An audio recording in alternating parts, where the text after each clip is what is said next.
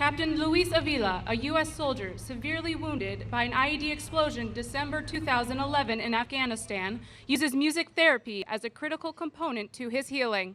Captain Avila will now join the Joint Service Quartet in singing God Bless America.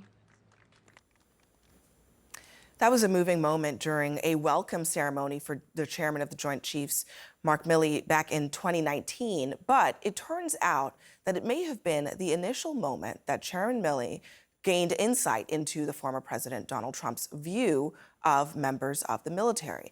Now, according to a stunning new profile in The Atlantic, following wounded Army Captain Luis Avila's rendition of God Bless America, Trump walked over to congratulate and embrace him. But moments after that, the former president told Chairman Milley, quote, "Why do you bring people like that here? No one wants to see that, the wounded.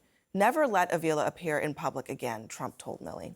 Joining me now is the editor-in-chief of The Atlantic, Jeffrey Goldberg. He is the author of that profile, The Patriot: How General Mark Milley Protected the Constitution from Donald Trump.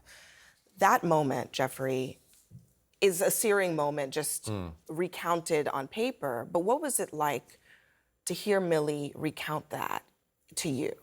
Well, I mean, I'm not going to say how he reacted to all these things or what we talked about specifically, but there were a lot of witnesses to that. And I think, I think it's true that for Mark Milley, like a lot of people who worked in and around that administration, it was a gradual, or sometimes not so gradual, process of learning about the character and the proclivities of the former president.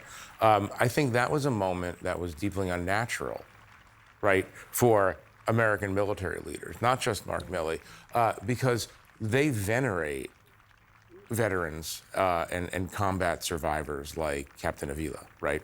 They have the universal respect and admiration and sympathy of generals. So the idea that you would hide them it's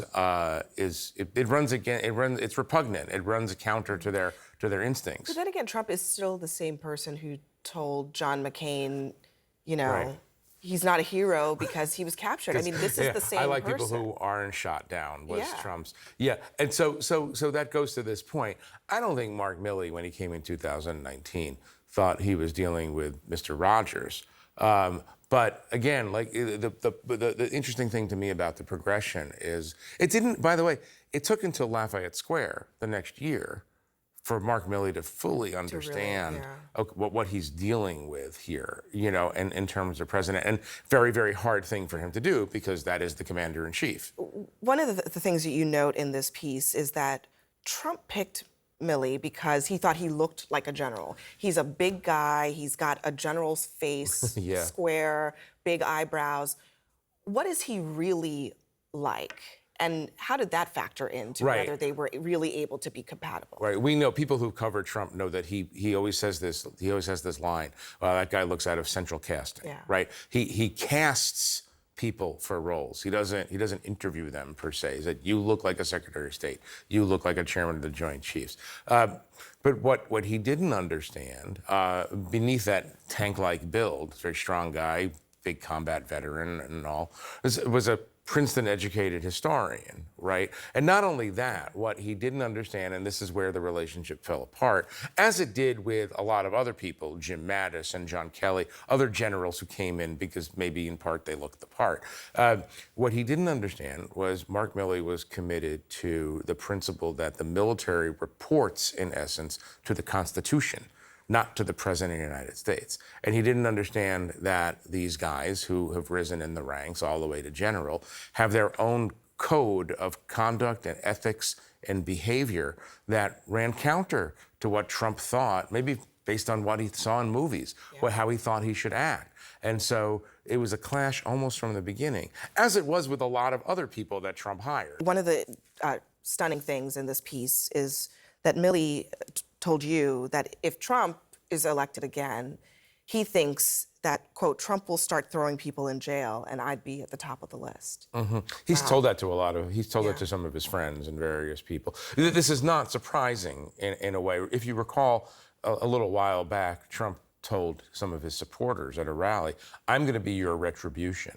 And by that, he also means that I'm going to get my revenge on all the And he people. wants retribution against Milley for what? Well, he thinks that Milley, like other people in the administration, subverted his Trump platform, the whole MAGA platform. He believes that the military served him, right? He did not take that civics course that many of us took, which said that the military is there to uphold the Constitution. It doesn't work. You report to the commander in chief, but if the commander in chief tells you to do something that's illegal or immoral, you don't do it, right? And so it's not just Milley's problem. I mean, there are a lot of people who work for Donald Trump now who understand that if Trump comes back into power, Trump will try to use the Justice Department, which he will staff with his own people, try to use the Justice Department to prosecute them for what we don't know. Remember, the details are always hard to understand. But a key moment for Milley, we alluded to this earlier, is this Lafayette Square Yeah. moment during the George Floyd protests. He's walking with Trump up until a certain point. He says, absolutely positively shouldn't have been there. Right. That's also, it seems to me, a pretty searing moment for him. Yeah, well, that was a pivot moment in his life where he said, I cannot go where this guy wants me to go. Remember, at the same time,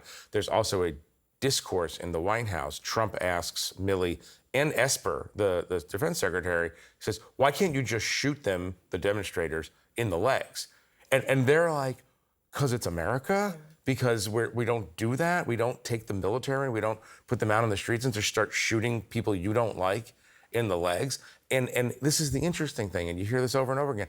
Trump doesn't understand. He didn't understand that concept, that's not what the military is there for. It's not why they join, and it's not what their oath says they He should do. literally says here, this is in your piece, you guys, referring to combat soldiers, are all just killers. Right. What's the difference? Right, and here, we were talking a little bit a while ago about who Milley is. It's like he's a big combat veteran, Iraq, Afghanistan. He's a hockey player growing up, but he's also like a serious Catholic. He's also a serious intellectual who reads history, and he's a serious student of the Constitution. And those are the parts that maybe Trump didn't see. Yeah, didn't see, maybe didn't understand or didn't care for. Jeffrey Goldberg, thank you very much for going through all of that for us.